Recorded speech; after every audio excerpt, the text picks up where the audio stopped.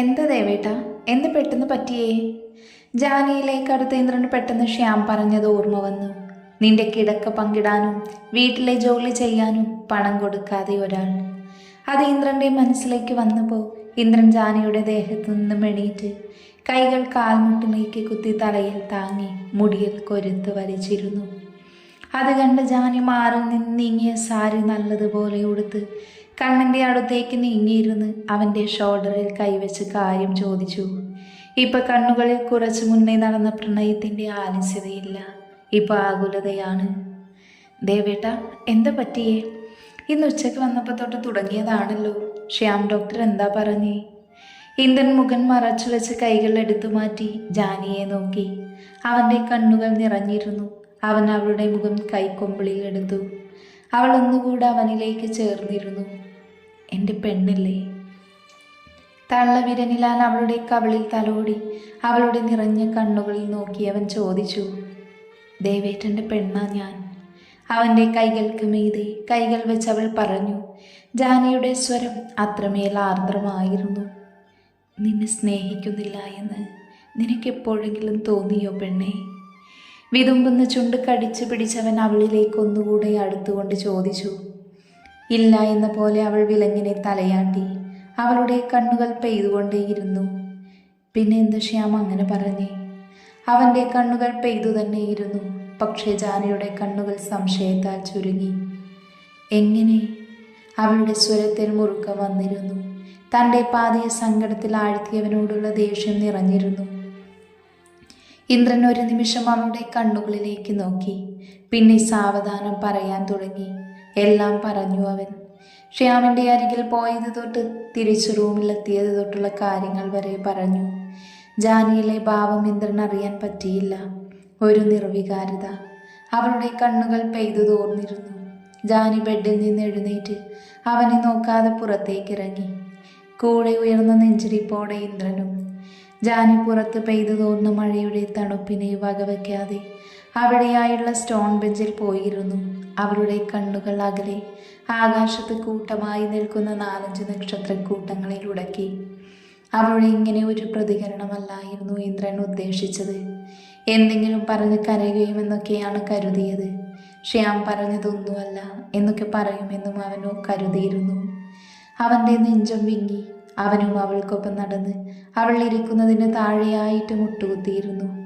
അവൻ വേഗം അവൾ ഇരിക്കുന്നതിന് തൊട്ട് താഴെയായിരുന്നു അവളുടെ കൈകളിൽ പിടിച്ചു അവൻ്റെ മുഖത്തോടടുപ്പിച്ചു.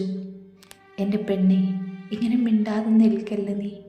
നിന്റെ മൗനം എൻ്റെ നെഞ്ചിൽ വല്ലാതെ വേദനയുണ്ടാക്കുന്നു. 1000 കാഴമുള്ള തറച്ചതുപോലെ വേദനിക്കുന്നുണ്ട് പെണ്ണെ.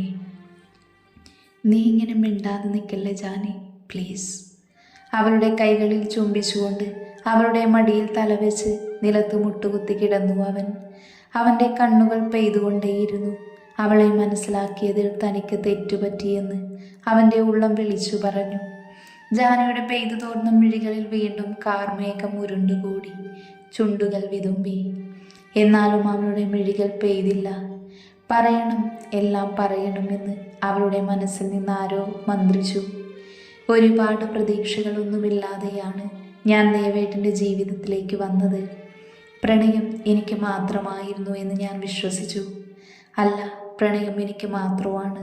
അതുതന്നെയാണ് ശരിയും. ജാനി. ഇന്ദ്രൻ ജാനിയുടെ മടിയിൽ നിന്നും തല ഉയർത്തി അവളെ നോക്കി. പറയട്ടെ ദേവേട്ട, കുറച്ചു മുന്നേ ദേവേട്ടൻ ഐ ലവ് യു എന്ന് പറഞ്ഞില്ലേ? സത്യം പറഞ്ഞ എനിക്കത് ഷോക്കായിരുന്നു. നമ്മുടെ കല്യാണം കഴിഞ്ഞിട്ട് കൊല്ലം 5 കഴിഞ്ഞു. ഇതുവരെ ദേവേട്ടൻ ഒരിക്കലെങ്കിലും പറഞ്ഞിട്ടുണ്ടോ അങ്ങനെ? ഇല്ല, ദേവേട്ടൻ പറഞ്ഞിട്ടില്ല. ഇന്ന് ഡോക്ടർ ശ്യാം പറഞ്ഞതുകൊണ്ട് മാത്രമല്ലേ ദേവേട്ടൻ എൻ്റെ ഭാഗത്തു നിന്ന് ചിന്തിച്ചത്. അല്ലാതെ എൻ്റെ ഭാഗത്തുനിന്നും എപ്പോഴെങ്കിലും ചിന്തിച്ച് നോക്കിയിട്ടുണ്ടോ? പിന്നെ കുട്ടികൾ, ദേവേട്ടന് ചെറുപ്പത്തിൽ പറ്റിയൊരു ആക്സിഡൻറ്റ്, അതന്ന് കഴിഞ്ഞു. ഞാൻ ഒരിക്കലും ആ കാര്യത്തിൽ ദേവേട്ടനെ കുറ്റം പറയില്ല. ഞാൻ കുഞ്ഞിനെ ആഗ്രഹിക്കുന്നുണ്ട് എന്നുള്ളത് ശരിയാ. പക്ഷെ അത് ദേവേട്ടനെ വേദനിപ്പിച്ചുകൊണ്ടല്ല. അന്നത്തേതിൽ പിന്നെ ടെസ്റ്റും കാര്യങ്ങളും ഒന്നും ദേവേട്ടൻ ചെയ്തതുമില്ല. കാരണം ദേവേട്ടൻ ഒരിക്കലും കല്യാണ ജീവിതം ആഗ്രഹിച്ചിരുന്നില്ല. എന്നെ നഷ്ടപ്പെട്ടു എന്ന ചിന്ത വന്നു അല്ലേ? പിന്നെ വിചാരിക്കാതെ കിട്ടിയതല്ലേ എന്നെ. ഇതിനിടയിൽ എപ്പോഴോ അമ്മു വഴി അറിഞ്ഞു ഞാൻ മുംബൈയിലുള്ളത്. എന്നിട്ട് അവിടേക്ക് വന്നില്ലായിരുന്നു എന്നെ കാണാൻ. എന്നിട്ട് കണ്ടു ദൂരെ നിന്ന്, അല്ലേ? ഇന്ദ്രൻ ഞെട്ടി ജാനിയെ നോക്കി. നീ എങ്ങനെ അറിഞ്ഞു? അറിഞ്ഞു എന്നായിരിക്കും. ഞാൻ നിങ്ങളെ പ്രണയിക്കുന്നത് എൻ്റെ ഹൃദയം കൊണ്ടാണ് ദേവേട്ട. അതിലൊരു കള്ളവുമില്ല. നിങ്ങൾ എൻ്റെ അടുത്ത് എവിടെയെങ്കിലും ഉണ്ടെങ്കിൽ എൻ്റെ ഹൃദയത്തിലെ മിടിപ്പ് വ്യത്യാസം വരും. അതതിൻ്റെ ഇണയെ കണ്ടതുപോലെ അല്ലെങ്കിൽ അറിഞ്ഞതുപോലെ അതിവേഗത്തിൽ മിടിക്കും. നിങ്ങളന്ന് ആദ്യമായും അവസാനമായും മുംബൈയിൽ വന്നത് എനിക്ക് വേണ്ടിയാണല്ലേ? അറിയാം. കണ്ടു ഞാൻ ഹാപ്പിയാണെന്ന് മനസ്സിലാക്കി നിങ്ങൾ തിരിച്ചുപോയി. ആരും അറിയാത്ത ഉപ്പ മാത്രം അറിയുന്ന രഹസ്യം. അതുകൊണ്ട് തന്നെയാണ് ഉപ്പ വഴി ഇങ്ങനെ ഒരു പ്രപ്പോസൽ കൊണ്ടുവന്നത്. അത് നിങ്ങൾക്കൊരു സർപ്രൈസ് തരാൻ വേണ്ടി. പക്ഷേ ആൾ ആരാന്നറിയാതെ നിങ്ങൾ കളിച്ച കളി. പെണ്ണിൻ്റെ വീട്ടിൽ വിളിച്ച് തൻ്റെ കുറവുകൾ പറഞ്ഞു. തനിക്കൊരു കുഞ്ഞിന് ജന്മം കൊടുക്കാൻ കഴിയില്ല എന്നും പിന്നെ വയസ്സ് വീട്ടിലെ പ്രാരാബ്ധവും തുടങ്ങി ഓരോന്ന് പറഞ്ഞ് അത് കേൾക്കാനിടയായ അച്ഛൻ കല്യാണം വേണ്ടെന്ന് വെക്കാൻ പോയിടത്തും കൈയും കാലും പിടിച്ച് ഞാൻ ഈ ബന്ധമൊന്ന് ഉറപ്പിക്കാൻ. ഇന്ദ്രൻ മൗനം തന്നെ തുടരുന്നത് കണ്ട് ജാനി ഓരോന്നോർത്ത് പറഞ്ഞു തുടങ്ങി. അവൾ എങ്ങനെയായിരുന്നു എന്നും അവളുടെ പ്രണയം എങ്ങനെയായിരുന്നുവെന്നൊക്കെ പറഞ്ഞു തുടങ്ങി. അവർ കല്യാണം കഴിക്കാനിടയായ സാഹചര്യവുമൊക്കെ പറഞ്ഞു കൊടുത്തു. പിന്നെ കുട്ടികൾ ഉണ്ടാവാത്തതിനെ ചൊല്ലി മായയുടെയും അമ്മുവിൻ്റെയും കുറ്റപ്പെടുത്തലും അവൾ ബാംഗ്ലൂർ നഗരത്തിലേക്ക് കാലുകുത്തുന്നത് വരെയുള്ള ഓരോന്ന് പറഞ്ഞു കൊടുത്തു. അവനൊരു കാര്യം മനസ്സിലായി. അവൾ ഇത്രയും കാലം തനിക്ക് വേണ്ടി ക്ഷമിച്ചതാണെന്ന്, തനിക്ക് വേണ്ടി സഹിച്ചതാണെന്ന്. എല്ലാം തനിക്ക് വേണ്ടി, താനെന്നാൽ സ്വാർത്ഥന് വേണ്ടി. ആ രാത്രി പുലരുന്നത് വരെ അവളുടെ പരാതിയും പരിഭവവും തീർത്തിട്ടായിരുന്നു എല്ലാം അവൻ കേട്ടു. അവൻ്റെ തെറ്റുകൾ മനസ്സിലാക്കി. അവർക്കിടയിൽ ഒരു മാപ്പ് പറച്ചിലിന് ആവശ്യമില്ല എന്ന് അവർക്ക് മനസ്സിലായി. ഒരു തിരുത്തലിന് മാത്രമേ അവിടെ സ്ഥാനമുള്ളൂ എന്ന് അവന് മനസ്സിലായി. അവൾക്ക് വേണ്ടി അവനൊന്നേ ചെയ്യാനുള്ളൂ. അതിനുവേണ്ട തയ്യാറെടുപ്പിലാണവൻ. മനസ്സുകൊണ്ടും ശരീരം കൊണ്ടും അവൻ ഒരുങ്ങിക്കഴിഞ്ഞു. ഇനി ജാനിക്ക് ഉറക്കമില്ല രാത്രികളാണെന്നറിയാതെ അവൻ്റെ നെഞ്ചിലേക്ക് ചാഞ്ഞു കിടന്നുറങ്ങിപ്പോയിരുന്നു അവൻ. സൂര്യൻ കടലാഴങ്ങളിൽ നിന്ന് ഉയർന്നു വരുന്നതേയുള്ളൂ. പുറത്താണേൽ മകരമഞ്ഞിൻ്റെ തണുപ്പിൽ മരങ്ങൾ പോലും വിറച്ചു നിൽക്കുന്നു. ദിവസങ്ങൾ പോയി മറഞ്ഞു. അന്നത്തെ സംസാരത്തിന് ശേഷം ജാനിയിൽ മാറ്റമൊന്നുമില്ലേലും ഇന്ദ്രനിൽ വല്ലാത്ത മാറ്റമായിരുന്നു. എപ്പോഴും ഗ്ലൂമി ആയിട്ടിരിക്കും ആള്. രാത്രി കിടന്നു കഴിഞ്ഞ് ജാനി ഉറങ്ങിയെന്ന് കണ്ട അവളുടെ മാറിൽ കിടന്ന് അവളോട് ചെയ്തു പോയതിനെ പറ്റി പറഞ്ഞ് സങ്കടപ്പെടും. അവളുടെ മാറിൽ കിടന്നുറങ്ങുകയും ചെയ്യും. അവൻ പറയുന്നതൊക്കെ കേട്ട് ജാനിയിൽ വല്ലാത്ത സങ്കടമാണ്. പഴയ ദേവേട്ടിൽ നിന്നും ഒരുപാട് മാറിപ്പോയിരുന്നു. ആവശ്യത്തിന് മാത്രം സംസാരം. ആയിടയ്ക്ക് 1-2 പ്രാവശ്യം ശ്യാമിൻ്റെ നിർദ്ദേശപ്രകാരം നല്ലൊരു പേരുകേട്ട ഡോക്ടറെ കാണാൻ പോയിരുന്നു അവൻ. നാട്ടിൽ നിന്ന് ഉണ്ണി അവൻ്റെ പഴയ ഫോട്ടോ എടുത്ത് അയച്ചു കൊടുത്തിരുന്നു. കുറച്ച് പ്രായം ചെന്ന ഡോക്ടറായിരുന്നു അത്, ഡോക്ടർ ദേവസ്യ. ശ്യാമും ഇന്ദ്രനും കൂടെയാണ് ആ ഡോക്ടറെ കാണാൻ പോയത്. ജാനിയോട് പറഞ്ഞിരുന്നില്ല. അവൻ്റെ മുന്നത്തെ കേസ് ഷീറ്റ് കാണിച്ചു കൊടുത്തപ്പോൾ ആ ഡോക്ടർ ഇന്ദ്രനെ ഒരുപാട് വഴക്ക് പറഞ്ഞു. നല്ല ചികിത്സ ഇത്രയും വർഷമായിട്ടും നൽകാത്തതിന് ഇപ്പോഴെങ്കിലും കാണിക്കാൻ തോന്നിയതിന് നന്നായി എന്ന് പറഞ്ഞു. നല്ല ചികിത്സ നൽകിയ മാറാവുന്ന പ്രശ്നമേ ഉള്ളൂ എന്ന് പറഞ്ഞു. അന്ന് ഒരുപാട് ടെസ്റ്റും കാര്യങ്ങളുമൊക്കെ കഴിഞ്ഞ് റിസൾട്ട് വന്നപ്പോൾ വേറെ പ്രശ്നങ്ങളൊന്നും തന്നെ ഇന്ദ്രനില്ല. കൗണ്ട് കുറവുണ്ട്, അത് മാറാവുന്നതേ ഉള്ളൂ എന്നൊക്കെ ഡോക്ടർ പറഞ്ഞപ്പോൾ ഇന്ദ്രന് താൻ ഇത്രയും വർഷം ജാനിയോട് കാണിച്ച ക്രൂരത മനസ്സിലായത്. താൻ സ്വയം തീരുമാനിച്ചതായിരുന്നു തനിക്കൊരിക്കലും അച്ഛനാവാൻ കഴിയില്ല എന്ന്. അതിനു വേണ്ട ചികിത്സ നൽകുവാനോ ഒന്നിനും താൻ തയ്യാറായിരുന്നില്ല. തൻ്റെ ഭാഗം മാത്രം നോക്കി. ഇപ്പോഴും താൻ തൻ്റെ കാര്യം തന്നെയല്ലേ നോക്കുന്നതെന്ന് ശ്യാമ പറഞ്ഞപ്പോഴാണ് അവനും ആലോചിക്കുന്നത്. ഇപ്പം ഈ ബാംഗ്ലൂർ വിട്ട് എത്ര ദിവസമായി? അവളെയും കൊണ്ടൊന്ന് എൻജോയ് ചെയ്യാൻ പോലും താൻ തയ്യാറാവാത്തത് എന്തുകൊണ്ടാണ്? ശ്യാം ചോദിച്ചപ്പോൾ തനിക്കതിന് മറുപടി ഇല്ലായിരുന്നു. മറുപടി ഉള്ളത് തന്നെ ന്യായീകരിച്ചുകൊണ്ടുള്ളതും. അറിയില്ല താനെന്താ ഇങ്ങനെയെന്ന്. ശരിക്കും അവൾ തന്നോട് മിണ്ടാതെ നിൽക്കേണ്ടത്. എന്നിട്ട് അവൾക്കൊരു കുഴപ്പമില്ലല്ലോ തന്നോട് മിണ്ടാനും ഇടപഴകാനും. അവൻ്റെ മാനസിക ബുദ്ധിമുട്ട് മനസ്സിലാക്കിയ ശ്യാം ദിനുവിനെ നോക്കി സൈക്കാട്രിസ്റ്റിനെ കാണാൻ പോയി. ഇന്ദ്രനുമായിട്ടൊരു 3-4 മണിക്കൂർ സംസാരിച്ചതിന് ശേഷമാണ് അന്നവർ തിരിച്ചു പോകുന്നത്. ദിനുവിൻ്റെ കാര്യം അന്വേഷിച്ചപ്പോൾ അതിനാ ഡോക്ടർ വന്ന് പുഞ്ചിരിക്കുക മാത്രം ചെയ്തു, ഒന്നും പറഞ്ഞില്ല. തിരിച്ചു വരുമ്പോൾ ഇന്ദ്രനിലെ മാറ്റം അവൻ്റെ മുഖത്തും കാണാനുണ്ടായിരുന്നു. ആ കണ്ണുകളിലെ തിളക്കം, ആ ചുണ്ടിലെ പുഞ്ചിരി, എല്ലാം ഇന്ദ്രനിൽ മാറ്റമായിരുന്നു. അത് കണ്ട് ശ്യാമിന് ഭയങ്കര സന്തോഷമായി. ഇന്ദ്രനെ അവർ താമസിക്കുന്ന വില്ലയിൽ ഇറക്കി ശ്യാമ് പോയി. കുറച്ച് മുന്നോട്ട് പോയ ശ്യാം വണ്ടി നിർത്തി ഇതുവരെ നടന്ന കാര്യങ്ങളെല്ലാം അവരുടെ ആ ഗ്രൂപ്പിൽ അറിയിച്ചു. അതിലാദ്യം റിപ്ലൈ വന്നത് ഷെമിയുടെ ആയിരുന്നു. ആ പന്നിയോട് ഞങ്ങൾ ആദ്യമേ പറഞ്ഞതാ നല്ലൊരു ഡോക്ടറെ കാണിക്കാൻ. അപ്പോൾ അവൻ്റെ വലക്കമേലൊരു വർത്താനം അന്ന് ചൊറിഞ്ഞു വന്നതാ. സൂര്യ പിടിച്ചതുകൊണ്ട് മാത്രമാണ് ഞാൻ, അല്ലേരാ പന്നമോയെ കൊന്നേനെ. അവൻ്റെ മെസ്സേജ് കണ്ടപ്പോൾ തന്നെ സൂര്യയുടെ മറുപടിയും വന്നു. ഡാ മതിയടാ, ഞങ്ങൾ മാത്രമല്ല ഉള്ളത് ഈ ഗ്രൂപ്പിൽ. സൂര്യയുടെ മെസ്സേജ് കണ്ടപ്പോൾ തന്നെ ഷെമി മെസ്സേജ് ഡിലീറ്റ് ചെയ്തു. അപ്പോഴേക്കും ഉണ്ണിയും നന്ദുവും മെസ്സേജ് ടൈപ്പ് ചെയ്യുന്നത് കണ്ടു. ഇനി ഡിലീറ്റ് ചെയ്തിട്ട് കാര്യമില്ല ചമ്മുക്ക, ഞങ്ങൾ കണ്ടു. ഓരോരുത്തരും മെസ്സേജ് അയക്കാൻ തുടങ്ങി. അത് ഞാൻ അറിയാതെ. അങ്ങനെ തുടങ്ങി അവരുടെ സംഭാഷണം നീണ്ടുപോയി. അതിലേക്ക് ഹരിയും ശ്യാമും മനീഷും ജോയിൻ ചെയ്തു. ഇന്ദ്രനുള്ള മാറ്റം തന്നെയായിരുന്നു ചർച്ചാ വിഷയം. അവരുടെ ചർച്ച നീണ്ടു. ഇവിടെ ഇന്ദ്രൻ വീട്ടിലേക്ക് വന്നപ്പോൾ ഡോറ് ലോക്കാണ്. ജാനിയെ വിളിക്കാൻ വേണ്ടി ഫോൺ എടുത്തപ്പോഴാണ് അവരുടെ മെസ്സേജ് വന്ന് കിടക്കുന്നത് അവൻ കണ്ടത്. മെസ്സേജ് നോക്കി ഒന്ന് ചിരിച്ചു. എന്നിട്ട് തൻ്റെ കയ്യിലുള്ള സ്പെയർ കീ ഉപയോഗിച്ച് വാതിൽ തുറന്നു. അവൻ്റെ ഉള്ളം ജാനിയെ കാണാൻ തിടുക്കം കൂട്ടി. അവൻ വേഗം റൂമിൽ കയറി. ബാത്റൂമിൽ നിന്നും വെള്ളം വീഴുന്നുണ്ട്. പെട്ടെന്ന് അത് നിന്നു. ജാനി, ഇന്ദ്രൻ ജാനിയെ വിളിച്ചു. ആ ദേവേട്ടൻ വന്നു. ഞാൻ കുറേ നോക്കി നിന്നു, അതാ മെസ്സേജ് അയച്ചത്. വൈകുവേ എനിക്ക് കുളിക്കാൻ കയറാനായിരുന്നു എന്നവൾ പറഞ്ഞു. ഞാൻ എപ്പോഴാണ് നിന്റെ മെസ്സേജ് കണ്ടേ? ഇന്ദ്രൻ തൻ്റെ ഡ്രസ്സ് ഊരിക്കൊണ്ട് അവൾക്ക് മറുപടി നൽകി. ആണോ? പിന്നെ ദേവേട്ട, ഞാൻ ഇപ്പോൾ വരാട്ടോ, ഇപ്പം കയറിയതേ ഉള്ളൂ. പക്ഷേ അതിനവനിൽ നിന്നും മറുപടിയൊന്നും ഉണ്ടായിരുന്നില്ല. അവൻ്റെ ശബ്ദമൊന്നും കേൾക്കാഞ്ഞിട്ട് ജാനി ഒന്ന് സംശയിച്ചുകൊണ്ട് ബാത്റൂമിൻ്റെ ഡോറ് പതിയെ തുറന്ന് തലപ്പുറത്തേക്കിട്ടതും കാറ്റുപോലെ ഒരു സാധനം അവളെയും കൊണ്ട് ബാത്റൂമിലേക്ക് വീണു. മൂടും കുത്തി ബാറ്റബിലേക്ക് വീണ ജാനി കണ്ണുറുക്കെ അടച്ച് ഇന്ദ്രനെ മുറുക്കെ പിടിച്ചു.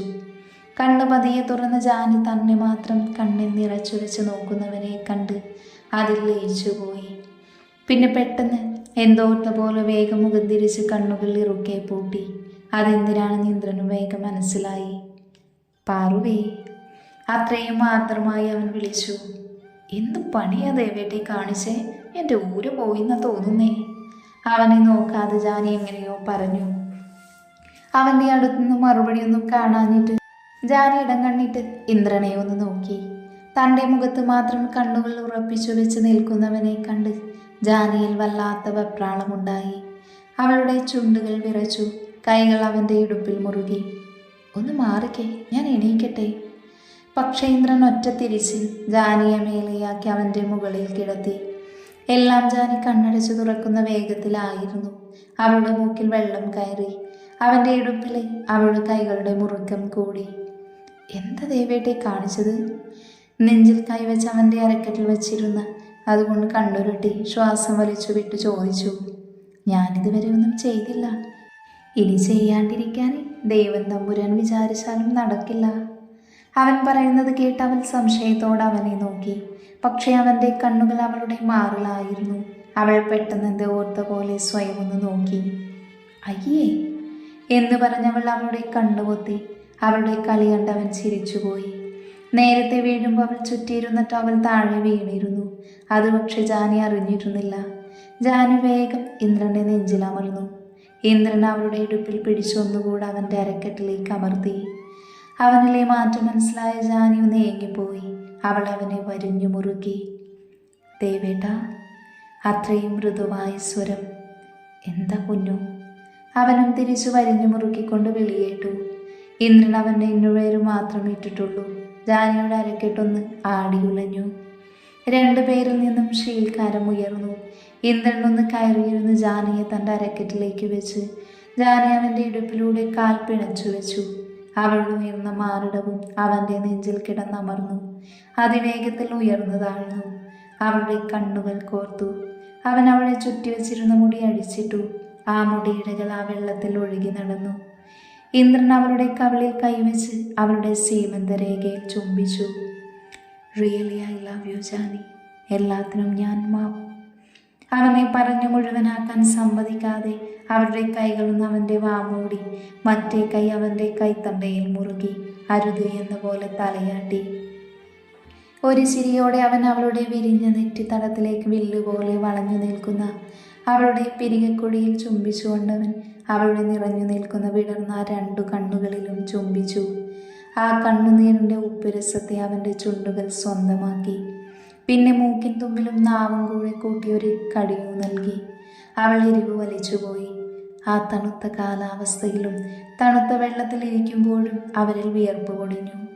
പിന്നെ അവൻ്റെ ചുണ്ടുകൾ അവളുടെ ഉണ്ടക്കവിളിൽ വന്നു നിന്നു. രണ്ട് കവിളിലും അമർത്തി ഉമ്മ വെച്ചു. പിന്നെ അവൻ്റെ നാവും ചുണ്ടു ഇഴഞ്ഞു ചെന്ന് നിന്നത് അവളുടെ താടിത്തുമ്പിലായിരുന്നു.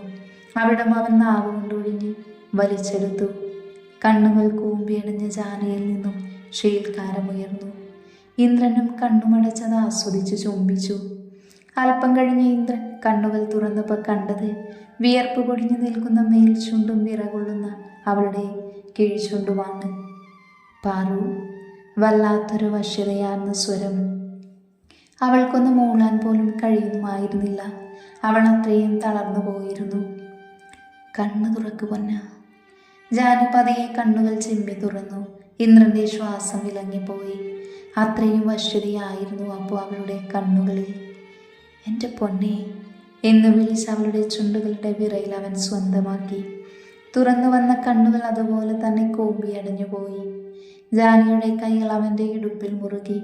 അവൻ്റെ കൈകൾ അവളുടെ പുറം കഴുത്തിൽ പിടിച്ച് കൂടുതൽ അമർത്തി തന്നിലേക്ക്. അവളുടെ നഗ്നമേനി അവൻ്റെ നഗ്നതയിൽ അമർന്നു. രണ്ടാളുടെയും ശരീരം ചൂടുപിടിച്ചു. ചുണ്ടുകൾ വലിച്ചു നുളഞ്ഞു അവൻ.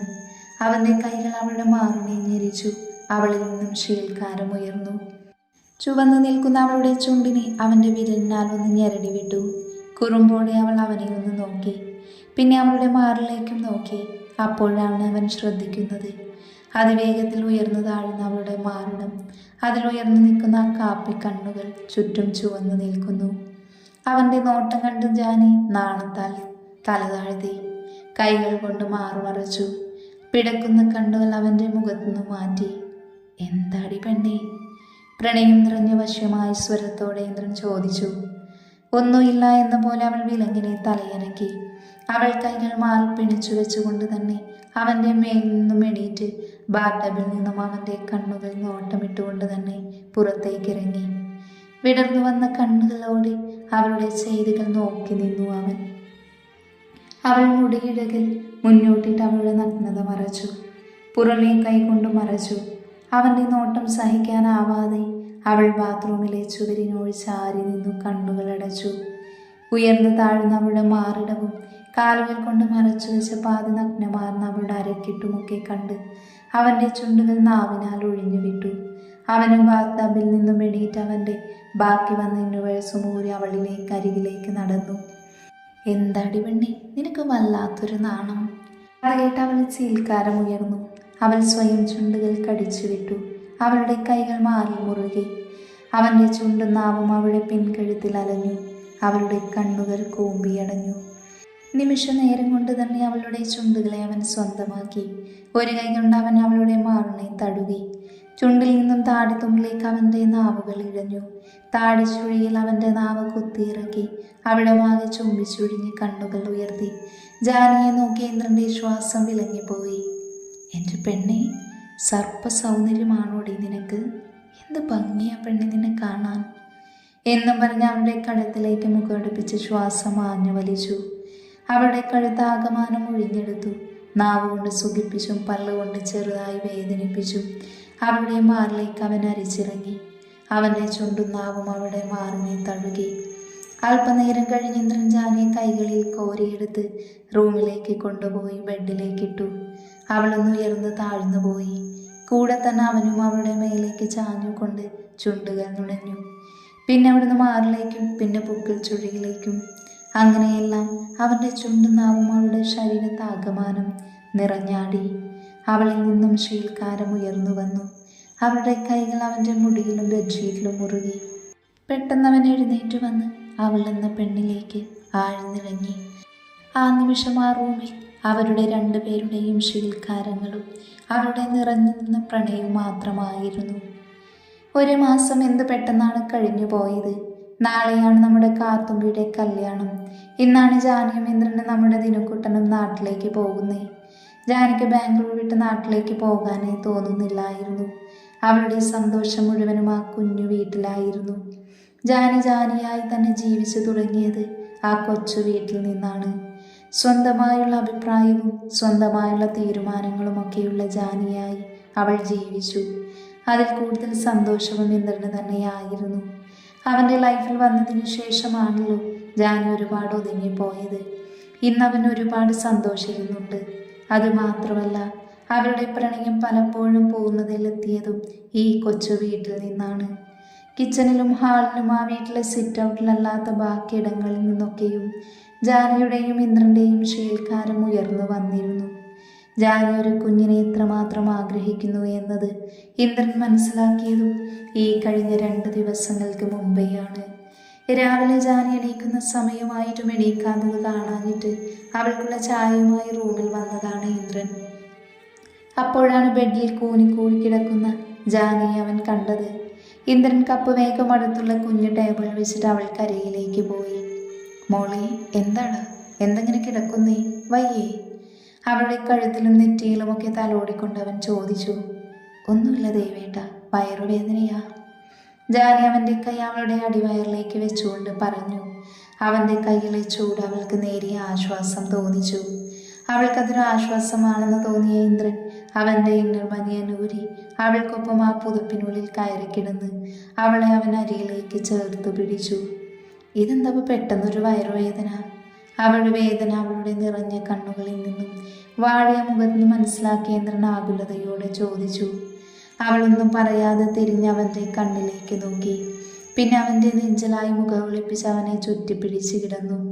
അവൻ അവളെ ഒന്നുകൂടി തന്നിലേക്ക് അടക്കി പിടിച്ചു. എന്നിട്ട് അവളുടെ തലയിൽ തലോടിക്കൊടുത്തു.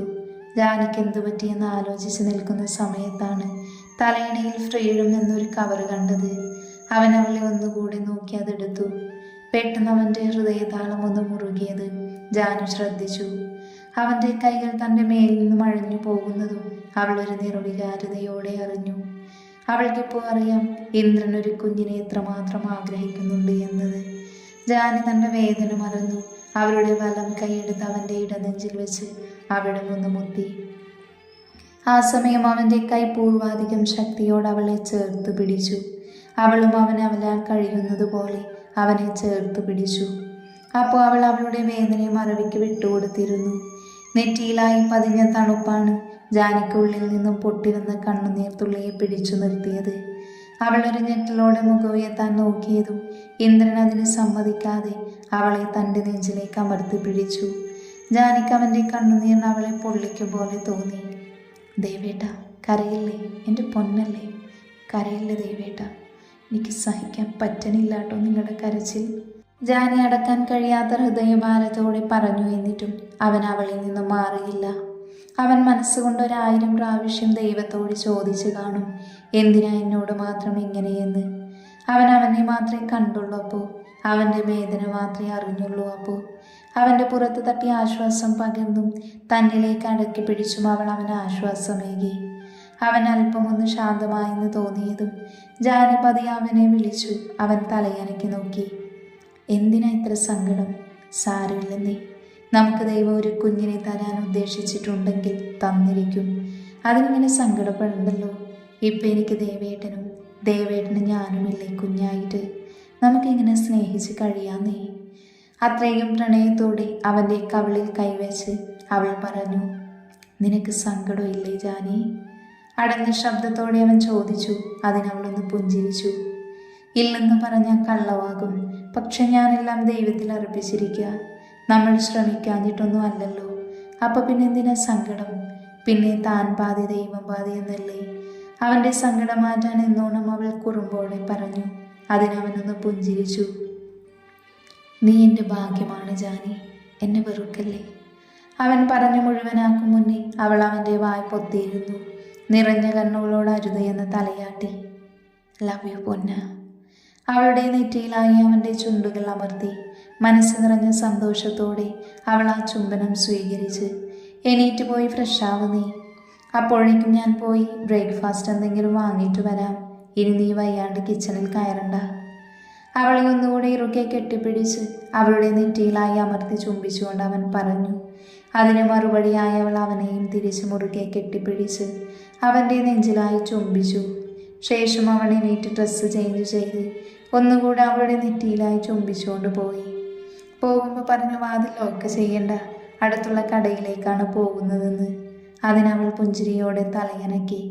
അവൻ പോയെന്ന് ഉറപ്പായതും ജാനി ബെഡിലേക്ക് കമിഴ്ന്നു കിടന്ന് തലയിണയിൽ മുഖമർത്തി ആർത്തു കരഞ്ഞു.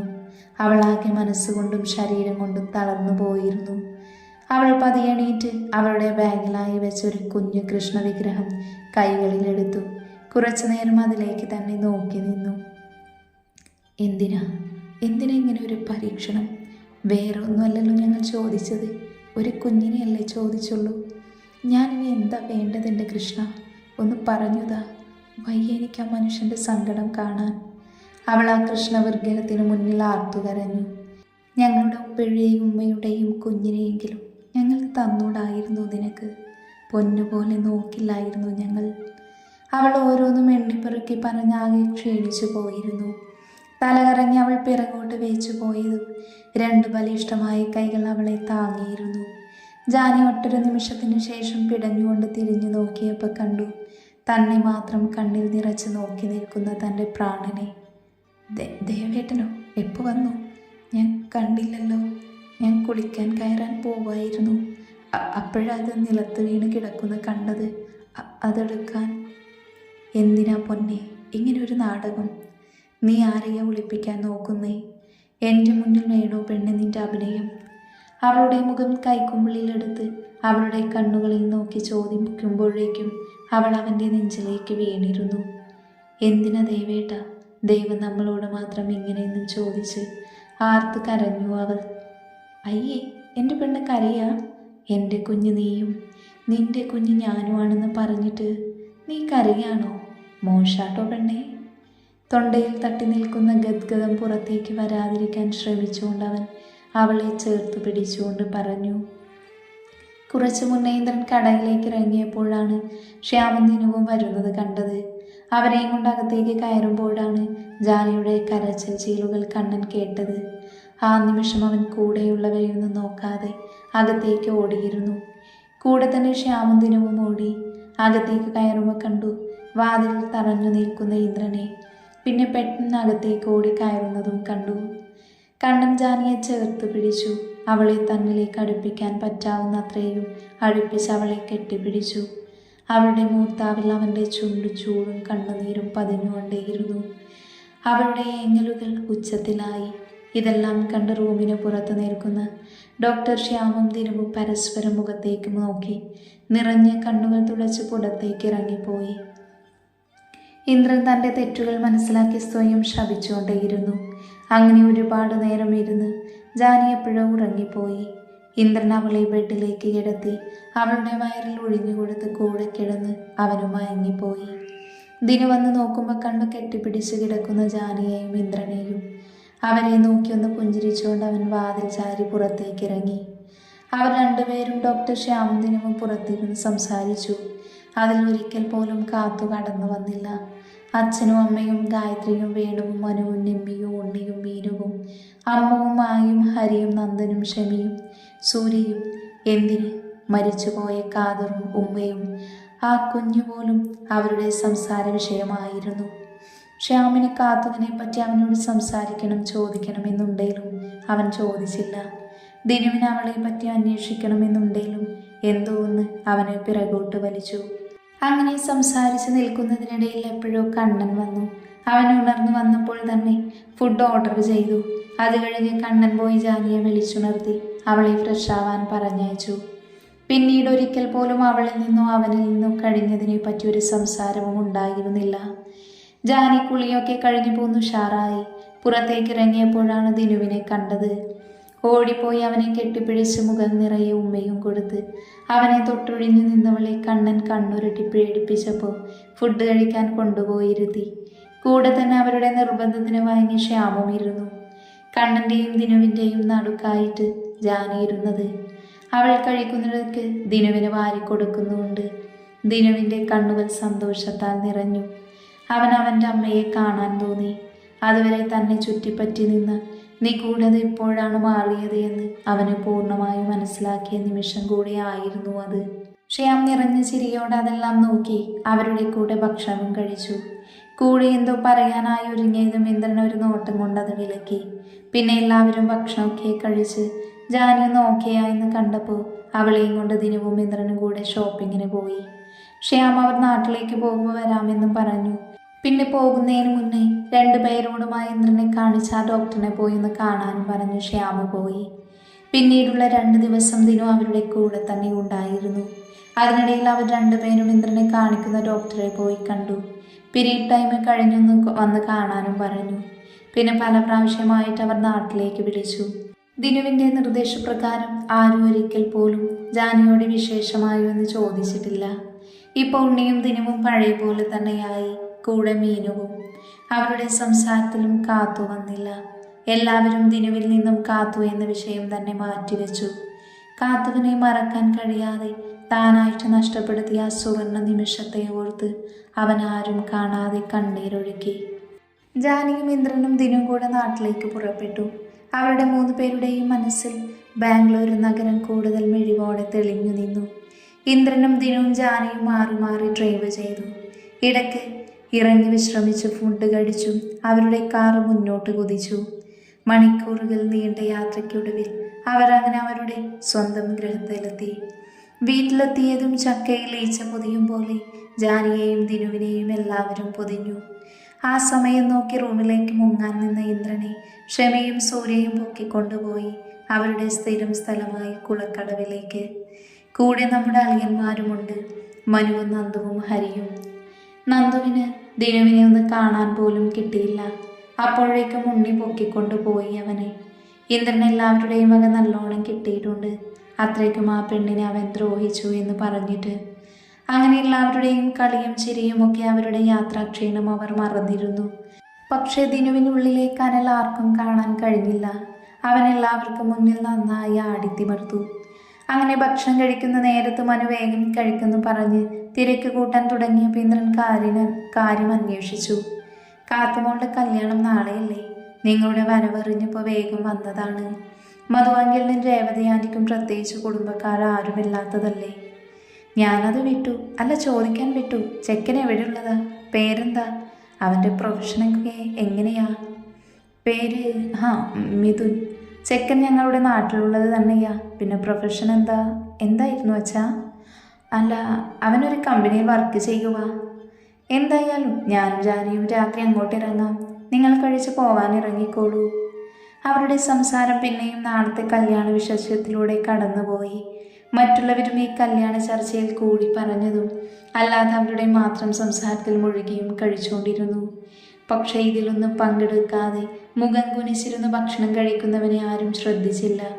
അവനായി നഷ്ടപ്പെടുത്തിയ അവൻ്റെ പ്രാണനെ ഒരു നോക്ക് കാണാൻ, അവസാനമായിട്ടൊരു നോക്ക് കാണാൻ അവൻ വല്ലാണ്ട് കൊതിച്ചു. അവൻ പോലും അറിയാതെ അവൻ്റെ കണ്ണുകൾ നിറഞ്ഞൊഴുകി. ദിനുവിൻ്റെ അടുത്തിരിക്കുന്ന ഉണ്ണി അവൻ്റെ ഇടം കൈകൊണ്ട് അവൻ്റെ പുറത്തൊഴിഞ്ഞു കൊടുത്തു, ഒരാശ്വാസം പോലെ. പക്ഷെ അതൊന്നും ദിനുവിൻ്റെ ഉള്ളിലെ നീറ്റിൽ കുറച്ചില്ല.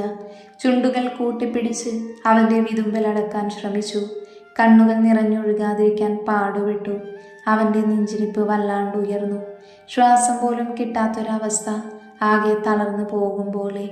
കൈകളുടെ വിറയൽ ആരും അറിയാതിരിക്കാൻ അവൻ്റെ മുന്നിലുള്ള പ്ലേറ്റിൽ ആ ചോറിൽ തന്നെ കൈവച്ചു നിന്നു. അങ്ങനെ എല്ലാവരും ഫുഡൊക്കെ കഴിച്ചും കഴിഞ്ഞ് വേണുവും കുടുംബവും പോവാനായി ഇറങ്ങി. കൂടെ തന്നെ മീനൂട്ടിയും പോകുന്നുണ്ട്. അവളുടെ ചങ്കിൻ്റെ കല്യാണമല്ലേ, വേറെ ആരുമില്ലേലും അവളല്ലേ അവിടെ വേണ്ടത്. അങ്ങനെ ഓരോരുത്തരായി നാളെ കല്യാണത്തിന് കാണാമെന്ന് പറഞ്ഞിറങ്ങി. ദിനുവിനെ നന്ദു കൂട്ടിക്കൊണ്ടുപോയി. അവസാനം മാണിക്കശ്ശേരി തറവാട്ടിൽ ഇന്ദ്രനും ജാനിയും അമ്മയും ഉണ്ണിയും മാത്രമായി. ഉണ്ണി ജാനിയെയും കൊണ്ട് കുളക്കടവിലേക്ക് പോയി.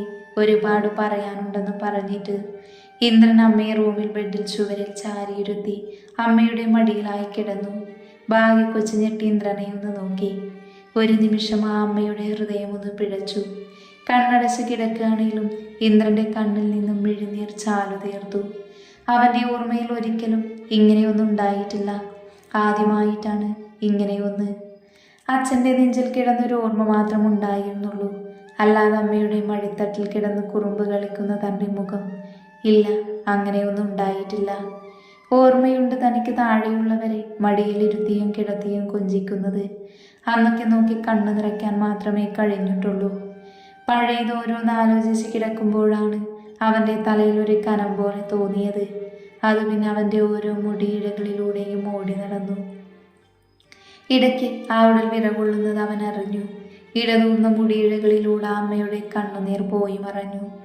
ഭാഗ്യവും ഓർമ്മയിൽ എവിടെയെങ്കിലും തൻ്റെ മകനെ ആകെ കൺമണിയെ ചേർത്ത് പിടിച്ചിട്ടുണ്ടോ, കൊഞ്ചിച്ചിട്ടുണ്ടോ എന്നൊക്കെ ആലോചിക്കുമായിരുന്നു.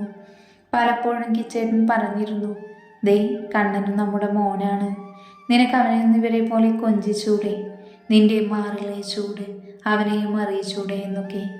പക്ഷെ അന്ന് ഞാൻ അവൻ വലിയ കുട്ടിയായി എന്ന് പറഞ്ഞ് തള്ളിക്കളഞ്ഞു. മുലപ്പാൽ പോലും നൽകാത്തൊരമ്മയാണ് ഞാൻ. എന്നിട്ടും ഈ അമ്മയെയും അവന് താഴെയുള്ളവരെയും അവനൊരു കാക്കയ്ക്കും കഴുകനും വിട്ടുകൊടുക്കാതെ നോക്കി. ഈശ്വര, എന്തൊരു മഹാഭാപിയാണ് ഞാൻ. എൻ്റെ കുഞ്ഞിനോട് എന്തൊരു ദ്രോഹമാണ് ഞാൻ ചെയ്തത്. ഭാഗ്യമറിയാതെ പൊട്ടിക്കരഞ്ഞുപോയി. ഇന്ദ്രൻ വേഗം കണ്ണു തുടച്ച മടിയിൽ നിന്നും എണീറ്റു. അമ്മയെ ആശ്വസിപ്പിക്കാനായി തൻ്റെ നെഞ്ചിലേക്ക് ചേർക്കും മുന്നേ ആ അമ്മ തൻ്റെ കൺമണിയെ ആ അമ്മയുടെ മാറിലേക്ക് ചേർത്ത് കഴിഞ്ഞിരുന്നു. ഇന്ദ്രനൊന്ന് വിറച്ചുപോയി. ആദ്യമായി അറിഞ്ഞ അമ്മയുടെ ചൂട്. അവൻ്റെ ചുണ്ടുകൾ വിറച്ചു. അമ്മയുടെ മാറിലേക്ക് ഒന്നുകൂടെ അമർന്നു. ഒരു പിഞ്ചു കുഞ്ഞിനെ പോലെ പറ്റിച്ചേർന്ന് കിടന്നു അവൻ. മോനെ കണ്ണ, ഈ മഹാഭാവിയോട് പൊറുക്കണേടാ. എൻ്റെ കുഞ്ഞിനെ ഞാൻ ഒരുപാട് സങ്കടപ്പെടുത്തിയല്ലേ പൊന്നുമോനെ, ഈ അമ്മയെ വെറുക്കല്ലേ. എൻ്റെ കുഞ്ഞിനോട് ചെയ്ത ദ്രോഹം ഞാൻ എവിടെ കൊണ്ടുപോയി ഒഴുക്കും ഭഗവാനെ.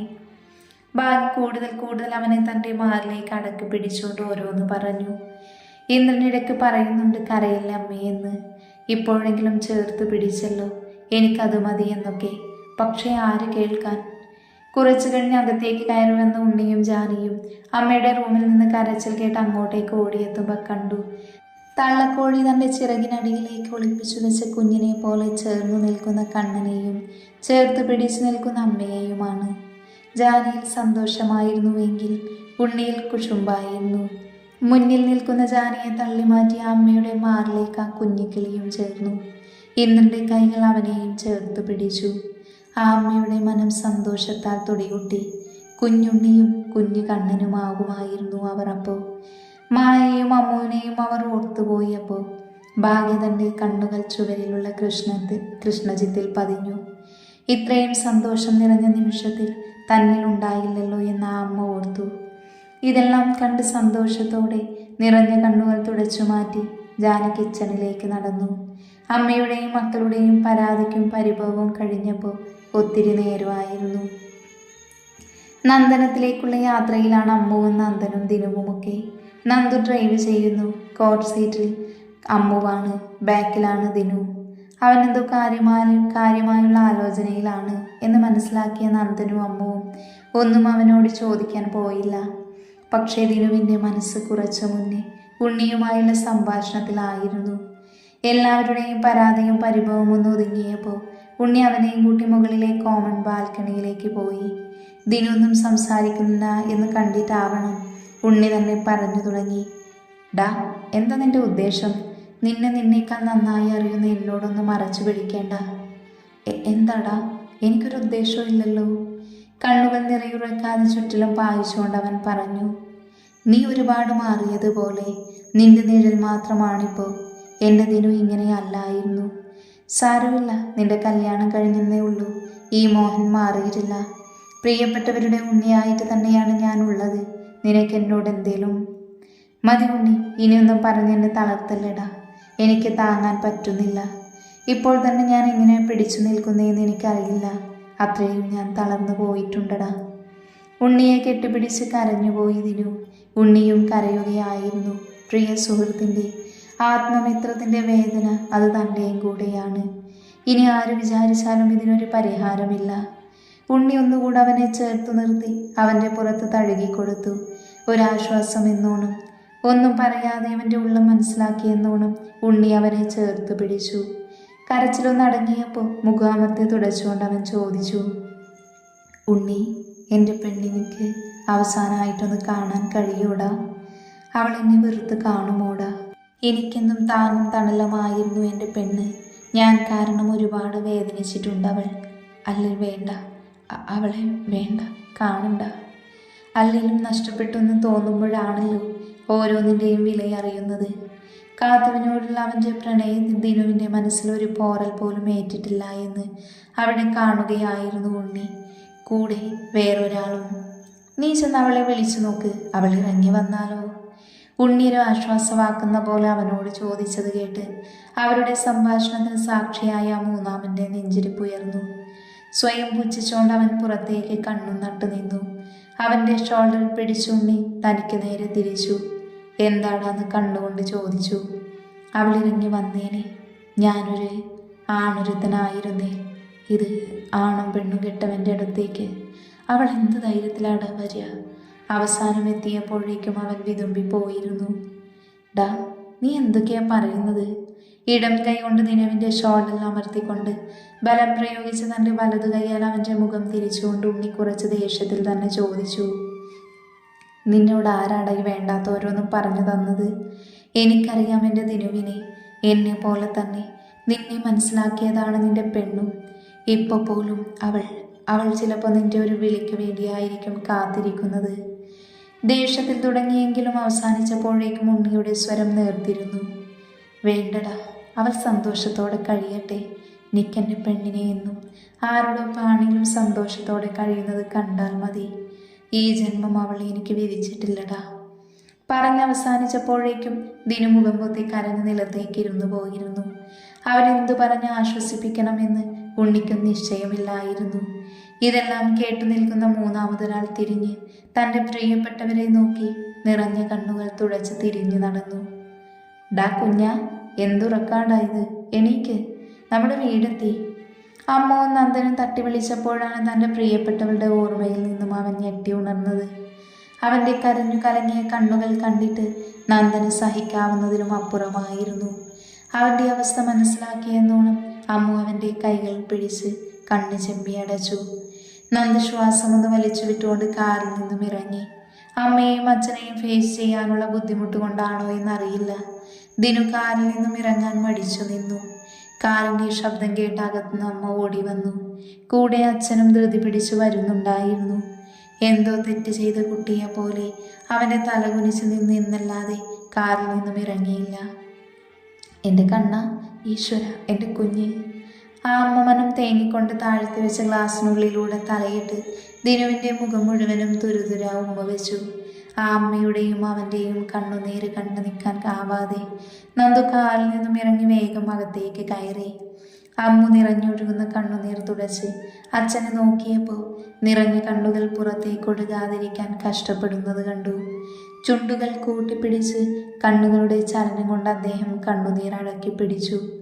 അമ്മയുടെ പരിഭവവും അച്ഛൻ്റെ നെഞ്ചിലെ ചൂടുമൊക്കെ അറിഞ്ഞപ്പോൾ കുറച്ചു നേരത്തിനെങ്കിലും അവൻ അവൻ്റെ വിഷമങ്ങൾ മറന്നുപോയിരുന്നു. അവസാനം അച്ഛൻ പറഞ്ഞത് പ്രകാരം റൂമിലേക്ക് വന്നതാണവൻ. റൂമിലേക്ക് കയറിയതും അവൻ അതുവരെ പിടിച്ചു വെച്ച കരച്ചിൽ ചീരുകൾ പുറത്തേക്ക് വന്നു. പൊട്ടിക്കരഞ്ഞുപോയി അവൻ. നെഞ്ചിൽ വല്ലാത്ത ഭാരം പോലെ. ശ്വാസമെടുക്കാൻ ബുദ്ധിമുട്ടി അവൻ. കൂടുതൽ മിഴിവോടെ കാത്തുവിൻ്റെ മുഖം അവൻ്റെ മനസ്സിലേക്ക് വന്നു.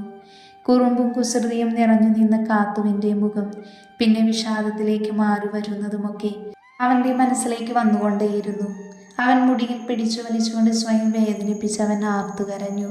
ഇല്ല, തന്നെ കൊണ്ടാവില്ല എൻ്റെ പെണ്ണില്ലാതെ. നിക്ക് വേണം എൻ്റെ പെണ്ണിനെ. ഈശ്വര, എന്ത് പരീക്ഷണമാണിത്? എല്ലാം എന്നെ മാത്രം പറഞ്ഞാൽ മതി. നിക്ക് വിധിച്ചിട്ടില്ല എൻ്റെ പെണ്ണിനെ. അവൾക്കെന്നും സന്തോഷം കൊടുക്കണേ ദേവി. എൻ്റെ ഓർമ്മകൾ അവൾക്ക് അവളുടെ മറവിക്ക് വിട്ടുകൊടുക്കാൻ കഴിയണേ. കരയുന്നതിനിടയിൽ ഓരോന്നും എണ്ണിപ്പെറുക്കി പറഞ്ഞുകൊണ്ടേയിരുന്നു അവൻ. നിക്ക് കാണണോ അവളെ അവസാനമായി? അത് കഴിഞ്ഞ് നിക്ക് കാണണ്ട. എന്നെയും ആരും കാണണ്ട. പോവും ഞാൻ. ആരും തിരക്കി വരാത്തിടത്തേക്ക് ഞാൻ പോകും. അവസാനമായിട്ട് എൻ്റെ പെണ്ണിനെ കണ്ണു നിറച്ച് കാണണം. ഒരു ഭ്രാന്തനെ പോലെ എന്തൊക്കെയോ എണ്ണിപ്പെറുക്കി പറഞ്ഞുകൊണ്ടവൻ ആ നിലത്ത് കിടന്ന് എപ്പോഴോ ഉറങ്ങിപ്പോയി.